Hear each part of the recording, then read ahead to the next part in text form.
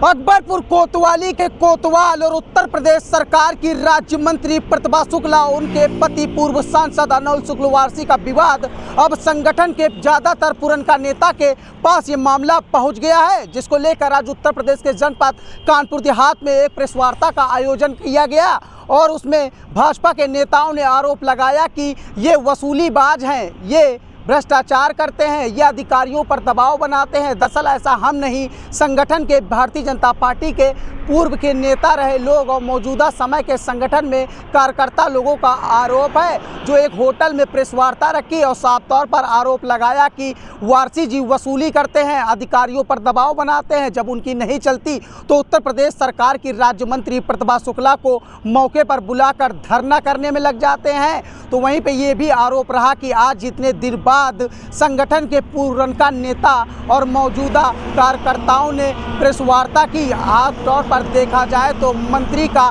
कद बौना साबित कर दिया जिले के भारतीय जनता पार्टी के कार्यकर्ताओं ने कि सच में एक बार यकीन दिला दिया कि कोतवाल बड़ा है और मंत्री सच में यकीन मानिए बहुत छोटा है, क्योंकि भारतीय जनता पार्टी के पदाधिकारी और पुरनका नेता लोग भी उनको ना तो अब मंत्री मानते हैं, ना ही बीजेपी की कार्यकर्ता, और चिल्ला चिल्ला कर बोल रहे थे हम इनको कुछ नहीं मानते। संगठन की तरफ से बताया यही संगठन की मनसा है, अब ये कितना सच है ये तो समय ही बताएगा। तो दूसरी तरफ आरोप था उनका कि राज्य मंत्री प्रतिभा शुक्ला एक वर्ग विशेष की मदद करती हैं, बाकी किसी का ध्यान नहीं रखती हैं। अब देखने वाली बात ये होगी कि ये किस खेमे से थे, आखिरकार इतने दिन बाद किसका रिमोट कंट्रोल उठा कि ये प्रेस वार्ता करने को मजबूर हो गए। ये प्रेस वार्ता भारतीय जनता पार्टी में जो उठापटक हो रही है 1 महीने से, उसके लिए की गई।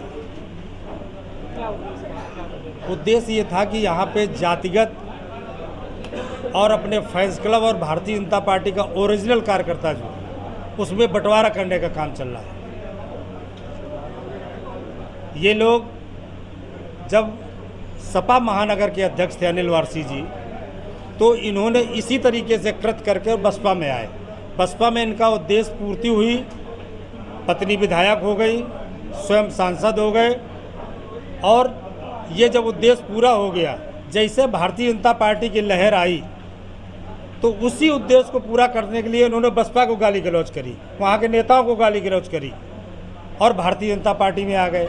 भारतीय जनता पार्टी में अब चुनाव का समय आ गया तो इन्होंने वही जो 2 कृत दोहराए, उन्हीं कृतों के अनुसार ये फिर इन्होंने अपना जो है कार्यशैली को बदला और इस कार्यशैली में लग गए, जिसमें जो भारतीय जनता पार्टी का ओरिजिनल कार्यकर्ता है, मूलभूत कार्यकर्ता है, उससे इनका कोई संपर्क नहीं है। पार्टी को बदनामी के पार्ट में खड़ा करना, माननीय मुख्यमंत्री योगी जी के कार्यशैली पे टिप्पणी करना, उप मुख्यमंत्री ब्रजेश पाठक के कैसे बोलते हुए आप लोग सभी लोगों ने सुना, टिप्पणी कर रहे हैं, मोबाइल रिकॉर्ड कर रहे हैं, फिर इसके बाद उसको वायरल कर रहे हैं। पार्टी संगठन से और कोई डिमांड लेने के विषय में कार्रवाई के लिए जा चुकी है, पार्टी संगठन ने भेज दिया है। बाकी जो कार्यकर्ता है, चारों विधानसभा का यहाँ पे कार्यकर्ता है, एक विधानसभा का नहीं है, चारों विधानसभा का। और आपने प्रेस वार्ता के माध्यम से 22 बिंदुओं में बड़े गंभीर आरोप लगाए। जी, जीरो टॉलरेंस की सरकार बात करती है, भ्रष्टाचार, अवैध खनन की बात करती है, इसके बावजूद भी आप द्वारा लगाए गए गंभीर आरोप, इसको लेकर के एक सवाल खड़ा होता है, क्या सरकार दर्शक बनी रही या मंत्री को अपने बचाते रहे? ये कानपुर देहात में जो चारों विधानसभाएं हैं, ये मूल रूप से भारतीय जनता पार्टी के कार्यकर्ता नहीं है, और इन लोगों का केवल उद्देश्य है कि चलती हुई ट्रेन में चढ़ना और अपने गंतव्य स्थान पर पहुंचना। चारों विधायक।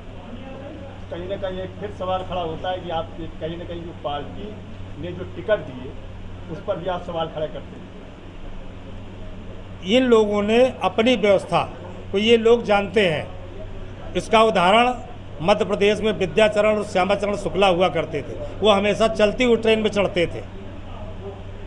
देखिए, दूसरी बात ये है कि जीरो टॉलरेंस की बात कर रहे हैं कि अगर बात की जाए तो इसमें अगर कहा यह जा रहा है कि कानपुर देहात में जो अपनी नेता के साथ बीजेपी नेता के साथ में होल्डिंग में अपनी फोटो लगवाओ और जम करके खनन करवाओ, क्या कहेंगे आप? अब फोटो तो मैंने देखी नहीं है, लेकिन भोगनीपुर से कैबिनेट मंत्री विधायक है राकेश अचान के साथ में कई एक ऐसे युवा नेता हैं जो कि उनके साथ एक फोटो लगाए हुए हैं और खनन जम करके एक भी भारतीय जनता पार्टी का कार्यकर्ता नहीं है। सत्यम सिंह चौहान खनन कर रहे हैं, क्या वो भारतीय जनता पार्टी आप भी उनके साथ आते हैं? उनका निष्कासन हो चुका है। हो चुका है। हाँ। अब भारतीय जनता आज पार्टी भी के सदस्य नहीं आपकी है। बैठक में कई खनन माफिया बैठे हुए हैं, उसके लिए क्या कहेंगे? क्या वो पार्टी है कि नहीं है? अब हमारे साथ कौन बैठा है, पीछे बैठे हैं, इसमें कुछ लोग भारतीय जनता पार्टी के पदाधिकारी हैं और इसी भीड़ में कोई आके बैठ जाए। हम तो मूल कार्यकर्ता की बात करते हैं। सर, क्या इस प्रेस वार्ता में जिले की जिलाध्यक्ष सहमत है कि नहीं? अब ये तो राजेश तिवारी, मनोज शुक्ला, सतीश शुक्ला, अर्चना मिश्रा, ब्रजेंद्र सिंह, विजय मिश्रा, अवधेश शुक्ला, हम लोग पत्रकार वार्ता कर रहे हैं। क्योंकि ज़्यादातर लोग यहाँ पे ब्राह्मण समाज के लोग, विरोध जिसका हो रहा है, जिसकी बात चल रही है वो भी ब्राह्मण समाज के लोग, तो क्या ब्राह्मण के सामने क्या संतोष शुक्ला ब्राह्मण नहीं थे? अभी आपने कहा कि यहाँ पाड़े जी ब्राह्मण नहीं थे। सिवली जो इंटर कॉलेज के ताराचंद, सिद्धेश्वर पांडे, 14 और जो ब्राह्मण की हत्या करी थी विकास दुबे ने, तब भारतीय, और उसी का सगा चाचा का लड़का अनुराग दुबे साथ है इसमें, जिसमें अनिल वारसी और अनुराग दुबे एक ही साथ माला में है। आपकी कृषि बिंदु में 9 नंबर पे दिया गया कि सौम्या पांडे के साथ में भी उन्होंने गलत किया। दिया गया है। जांच रिपोर्ट में यह भी साबित हुआ है कि सौम्या पांडे ने स्वच्छता मिशन के नाम पर जिले में सबसे बड़ा घोटाले में शामिल रही है। कितनी अच्छी अधिकारी थी। सौम्या पांडे IAS रैंक में 6वीं पोजीशन पे थी। जिले में घोटाले को लेकर आप क्या कहेंगे? जिले के घोटाले में जनप्रतिनिधि उसमें इन्वॉल्व थे, विधायक प्रधान इन्वॉल्व थे, जो सप्लाई कर रहे थे वो इन्वॉल्व थे। से पैसा उनके कार्यालय विकास भवन से निकाला गया, प्रधानों का सौम्या पांडे के कार्यालय विकास भवन से निकाला गया और पूरा आरोप सौम्या पांडे बता। इसकी पुष्टि भी हुई है। पुष्टि में क्लीन हुई है। पुष्टि जो जांच पुष्टि है उसमें क्लीन जांच हुई है। प्रमुख सचिव पंचायती राज जिन्होंने इसकी जो जांच की थी मनोज कुमार ने, उसमें साथ साथ लिखा कि जिलाधिकारी और मुख्य विकास अधिकारी जो एक संरक्षक के तौर पर होते हैं, एक अध्यक्ष होता है, एक सचिव होता है, उनकी बगैर मतलब जानकारी के इतना बड़ा खेल नहीं हो सकता। उन्होंने भी इनकी भूमिका को संदिग्ध माना था। ये जांच में है, उन्होंने शासन को ये रिपोर्ट भेजी। लेकिन आज वो जहाँ पे है पद पे अपने दायित्व पे हैं, अगर जांच में कहीं फंसी होती तो उनको दायित्व न मिलता। चारों विधायक बीजेपी के हैं, कार्यशैली से संतुष्ट नहीं है। कौन? आप नहीं, आपकी पार्टी के हैं, आपकी पार्टी भारतीय जनता पार्टी से MLA हैं। इसके पहले मैं आपको बता चुका हूँ कि इन लोगों का अपना उद्देश्य पूर्ति के लिए, क्या भारतीय जनता पार्टी में दूसरे कार्यकर्ता नहीं है, केवल फैंस क्लब ही है। आप जिला अध्यक्ष रहे, आपके पास पावर था, क्या कभी आपने इस तरह की शिकायत आप पर की है?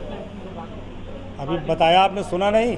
नहीं सुना। रात में एक राज्य मंत्री के पति कैबिनेट मंत्री को गाली दे रहे हैं, आप ही लोगों ने चलाया, किसी दूसरे नहीं चलाया।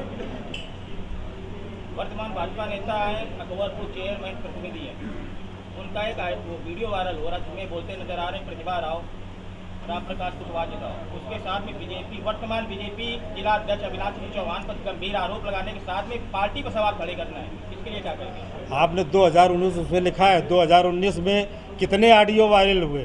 वीडियो वायरल है। हम ऑडियो की बात कर रहे हैं, वीडियो की भी बात कर रहे हैं, और आप ही लोग वायरल करो, कोई दूसरा नहीं वायरल कर रहा। अच्छा, एक बिंदु वार्ता के दौरान ये भी आया कि जो मेडिकल कॉलेज है वहाँ पर ये बैठ गए या कुछ उससे, लेकिन गांव से आदमी आता है, मरीज आ रहे वहाँ से, लेकिन कोई भी व्यवस्था नहीं। इस बारे में आप क्या आश्वासित करेंगे? अब इसमें हम लोग जो है अधिकारियों के साथ बैठेंगे और वहाँ की व्यवस्था सुचारू रूप से चले, लूट घसोट बंद हो, जनप्रतिनिधियों का हस्तक्षेप कम से कम हो। कानपुर से आपके भ्रष्टाचार, 4 विधायक और आगे भविष्य में चुनाव फिर लगे हुए हैं, तो ऐसी स्थिति में आप क्या चाहेंगे? सीटें चेंज की जाएं या वही? ये पार्टी तय करेगी, जब समय आएगा तब पार्टी तय करेगी। सर एक क्वेश्चन, ये लड़ाई ठाकर वर्सेस ब्राह्मण रही, कोतवाल की कार्यशैली को लेकर मंत्री उनके पति धरने पे बैठे, क्या मानते हैं अब ये खेमा एक और आज आ गया है, अब ये लड़ाई किसकी तरफ से? ठाकुर ब्राह्मण का कोई युद्ध नहीं, उन्होंने इसको बनाने का प्रयास किया। कोई ब्राह्मण नहीं प्रतिभा शुक्ला के साथ में। सर अहम सवाल ये है कि जब समय कार्यकाल 3 साल होता है, 2.5 साल होता है, 9 महीने में तबादला होता है, क्या अहम वजह रही कि एक ही थाने में एक ही कोतवाल इतने लंबे समय तक है? कौन मेहरबान है जिले के नेता? अब इसके लिए तो प्रशासनिक व्यवस्था से आप जानकारी कर सकते हैं। यहाँ पे जितने लोग बैठे हैं बीजेपी की न्यू है यहाँ पर 2027 में चुनाव लगे, जिस तरीके से पार्टी में खेमे बदल रहे हैं, इससे 27 में क्या असर पड़ेगा, किन लोगों को टिकट मिलेगा, कितनी दिक्कतें? ये पार्टी तय करेगी। सर इतनी दिक्कतें आई थी इसकी? कोई दिक्कत नहीं आएगी। जो भारतीय जनता पार्टी का मूल कार्यकर्ता है वो पार्टी के लिए जी जान से लगेगा। इस जो 2027 का इलेक्शन आने वाला है, क्या इस जो है मन से आप करते हैं, जो आपके जो पार्टी के वरिष्ठ नेता हैं उनसे ये मांग कर रहे हैं कि जो पार्टी के ही लोगों को टिकट दिया जाए, बाहरी लोगों को टिकट न दिया जाए? नहीं, ये विषय पार्टी तय करेगी। अगर जी अभी आपने डिप्टी सीएम का जिक्र किया था, बरौली कांड होने के बाद उन्होंने पीड़ित परिवार से बात की थी, क्या उन्होंने जो अपनी बात कही थी उस परिवार को उतना न्याय मिला, उनकी मांगे पूरी हुई अभी तक? अब उसके पीछे उसी समय एक विवाद हुआ था, आप लोगों ने ऑडियो वीडियो दोनों वायरल किए थे। उसकी जिसकी माँ और बहन दोनों की मृत्यु हो गई थी, वो यहीं पे उपस्थित है। जो डिप्टी सीएम ने वादे किए थे वो क्या पूरे किए अभी तक? जितना यथासंभव था उतना पूरा हुआ, लेकिन यहाँ के लोकल, क्योंकि वहाँ एक लाइन खिंच गई थी। किसी के कारण नहीं हो पाया। न्याय मिला है आपको परिवार को, जितना वादा किया डिप्टी सीएम ने मिला है? बताइए आप क्या कहेंगे इस पर? अभी किसी ने बोला ना कि यहाँ का जो लोकल मंत्री था कितना समय चाहिए? उसने इतना हस्तक्षेप किया, डिप्टी सीएम ने कितना न्याय दिया? उसने इतना हस्तक्षेप किया कि उसको न्याय नहीं मिल पाया। आज तभी विधायक हैं यहाँ पे, 4 सांसद लगते हैं, 5 बीजेपी के हैं, 3 सपा के हैं, किस जनप्रतिनिधि को अच्छा मानते हैं?